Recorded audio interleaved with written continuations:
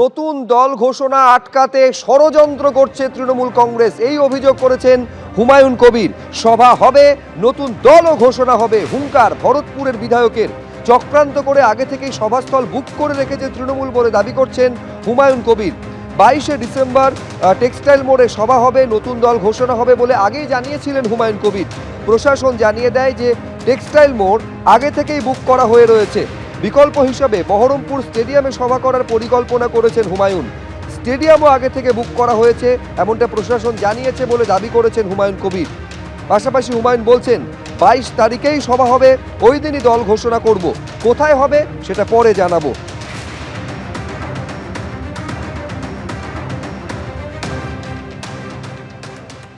22 তারিখে আমি বেঁচে থাকলে আমাকে কেউ রুখতে পারবে না আমার সভা। আমি ইচ্ছা করলে আজকের দিনে গোটা বহরমপুর শহরকে ক্লাপস করে দিতে পারি। বহরমপুরের সমস্ত রাস্তা আমার লোকদের দখলে চলে যেতে পারে, একটা লোক হিলতে পারবে না। কিন্তু আমি সেটা সৌজন্যর খাতিরে একটা দায়িত্বশীল নাগরিক হিসেবে সেটা করব না। অপূর্ব সরকার যেখানে যেখানে আমার টেক্সটাইল মোড় বলেছিলাম সেটা তো বুক করে রেখেছেই, এমনকি সম্ভাব্য আমি স্টেডিয়াম নিতে পারি সেটাও বুক করে নিয়েছে। আমাকে রুখতে পারবে না, আমি পরে জবাব দেব অপূর্ব সরকারকে। সভা হবে 22 তারিখ, দল গঠন হবে এবং 4 লাখ লোকের উপস্থিতিতে করব। একেবারে ঘটনার দিন থেকে আপনারা জানেন যে পুলিশের ভূমিকা নিয়ে বারবার প্রশ্ন উঠতে শুরু করেছিল। পুলিশের নিষেধাজ্ঞাকে বুড়ো আঙুল দেখিয়ে কিভাবে জলের বোতল ভেতরে ঢুকেছিল এই প্রশ্ন সামনে এসেছিল। এই জল বিতর্কে এবার আজব সাফাই দিয়েছে পুলিশ। পুলিশের তরফ থেকে যেটা জানানো হয়েছে, সূত্র মারফত জানা যাচ্ছে যে রাতের অন্ধকারে পুলিশের নজর এড়িয়ে জলের বোতল এবং খাবার ঢোকানো হয়েছিল। সকালে নজর এলেও তখন আর বাধা দেওয়া হয়নি।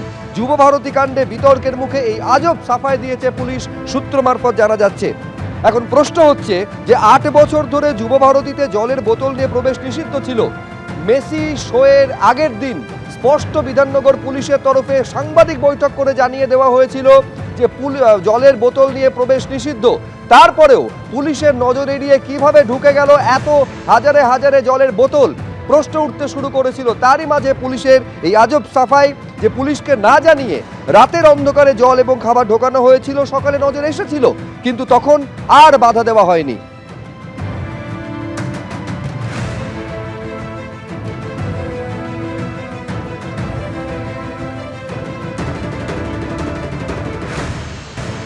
জল কত?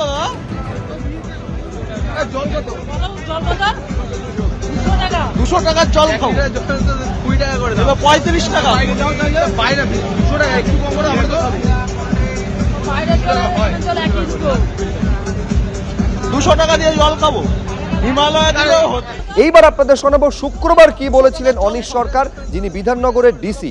দেখুন, জলের ব্যবস্থা ভেতরে আছে, সেই জন্যে কোনো রকম জলের বোতল আনার প্রয়োজন নেই। ভেতরে স্টেডিয়ামের ভেতরে পর্যাপ্ত পরিমাণ জলের ব্যবস্থা থাকবে। জল কেউ প্লিজ আনবেন না।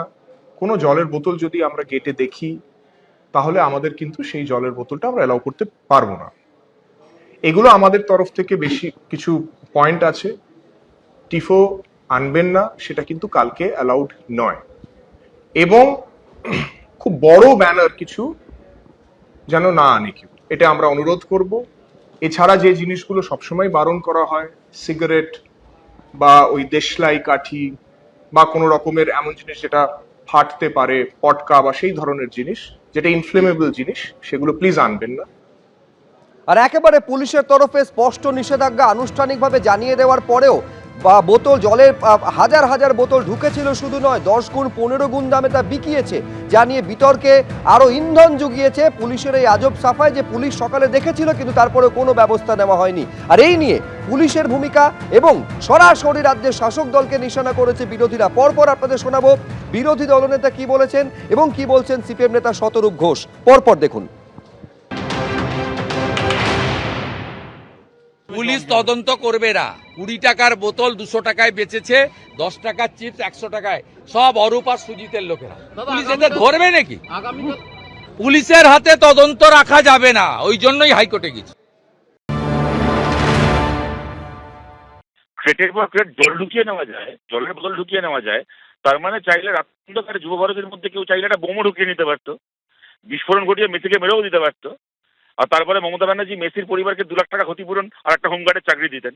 ঘটনাটা কি ঘটেছে, ওখানে জল বিক্রির নাম করে অরূপ বিশ্বাসের ইলেকশন ফান্ডের টাকা তোলা হচ্ছিল। প্রথমে যুব ভারতীর ভেতর জলের বোতলকে নিষিদ্ধ করা হলো, বলা হলো যে ভেতরে জলের ব্যবস্থা থাকবে, কোনো ব্যবস্থা রাখা হলো না। একদিনে যুব ভারতী থেকে তোলা হয়েছে, অরূপ বিশ্বাসের লোক তুলেছে, অরূপ বিশ্বাসের হয়ে ইলেকশন কদিন পরে ভোট আসছে, ইলেকশন করবে বলে। সুতরাং তৃণমূল কংগ্রেসের জোচ্চুরি কালোবাজারির এর একটা উদাহরণ হচ্ছে এই ঘটনাটা। বিরোধীরা যখন একযোগে শাসক দলকে নিশানা করছেন তখন শাসক দলের কি প্রতিক্রিয়া? তৃণমূলের রাজ্য সাধারণ সম্পাদক কুণাল ঘোষ কি বললেন, দেখব। তো সাধারণ ম্যাচগুলোতেও তো বোধহয় এই জিনিস দেখা যায় না। আবার শোনা গেছে সেগুলো আবার বহুমূল্য ছিল, বহুমূল্য। তো এখন আয়োজকদের তরফে তো বিরাট গাফিলতি বারবার দেখা যাচ্ছে। তারা কোনো ধরাকে সরা জ্ঞান করেছেন। তারা কখনো অভিযোগ আসছে ক্রীড়ামন্ত্রী আগের দিন 4 ঘন্টা বসেছিলেন, ফোন করা সত্ত্বেও তারা এসে বলেননি যে কি কি প্রোগ্রাম শিডিউল কিভাবে কি হচ্ছে। আবার পুলিশের বৈঠকগুলো তারা সিরিয়াসলি নেননি, একটা চরম ঔদ্ধত্য দেখিয়ে বেরিয়েছেন। এবার রাতে যদি তারা এসব পারমিশন দেন বেশি মুনাফার জন্য, এগুলো গরিত অপরাধ। আবার সকালে এত সকাল থেকে লোক ঢুকেছে, সেই সময় আবার যদি পুলিশ বাধা দিত তখন আবার কোনো নতুন সিন ক্রিয়েট হতো কিনা সেটা পুলিশ ভালো বলতে পারবে সেই পরিস্থিতি কি ছিল। কিন্তু মাঠে এই জল ঢোকা বা মাঠে জলের বহুমূল্য ওই বোতল, এগুলো মানে একদম ঘোরতর অপরাধ।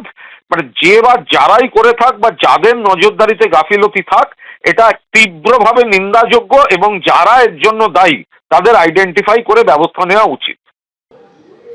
আর এখানে এই প্রশ্ন বারে বারে উঠছে পুলিশের ভূমিকা নিয়ে। মেসির মতন যখন একজন বিশ্ববিখ্যাত খেলোয়াড় তিনি আসতেন, সেখানে পুলিশের নিরাপত্তার প্রশ্নে এত দায় সারা মনোভাব কেন? কেন নিরাপত্তার সঙ্গে আপোষ করা হলো? পুলিশের ভূমিকা নিয়ে প্রশ্ন উঠতে শুরু করেছে। প্রাক্তন পুলিশ কর্তা সলিল ভট্টাচার্য কি বলছেন, দেখুন। প্রত্যেকটা গেটে সিকিউরিটি ছিল না, প্রত্যেকটা গেটে পুলিশ গার্ড ছিল না, পুলিশ অ্যারেঞ্জমেন্ট হয়নি, তখন কেন আটকালো না? যে জলের বোতল নিয়ে যাওয়া হচ্ছে, যখন ঢুকে যখন র্যাম্প্যান্ট যখন বিক্রি হচ্ছে, যখন ব্ল্যাক হচ্ছে জল, খাবার বিক্রি হচ্ছে, তখন তো কিছু অ্যাকশন নিল না। যখন র্যাম্পেজ হয়ে গেল, যখন গন্ডগোল হয়ে গেল, যখন মেসি 8 ঘন্টা থেকে যখন থাকতে পারলেন না, একটা গ্লোবাল আইকন সে লোকটা যখন পালিয়ে পথ পাচ্ছে না, তারপরে পুরো জিনিসটা পুরোটা প্যান্ডেমোনিয়াম হয়ে গেল। সারা বিশ্বে একটা ভারতবর্ষের নাম, পশ্চিমবাংলার নামে একটা কালো দাগ পড়ে গেল। এখন বলছে এখন পুলিশ রিট্রিট করছে, ব্যাকআউট করছে। ডিসি তো পরিষ্কার পিসি করেছেন, পিসিতে পরিষ্কার বলেছেন যে আমরা কোনো জল বা কোনো জলের বোতল নিয়ে কেউ যাবেন না, অন্যান্য কিছু নিয়ে যাবেন না, তো বলেছেন তো সেটা। এখন ব্যাকআউট করার তো কোনো অর্থ হয় না, রিট্রিট করছে তার মানে পুলিশ। এবিপি আনন্দ, এগিয়ে থাকে, এগিয়ে রাখে।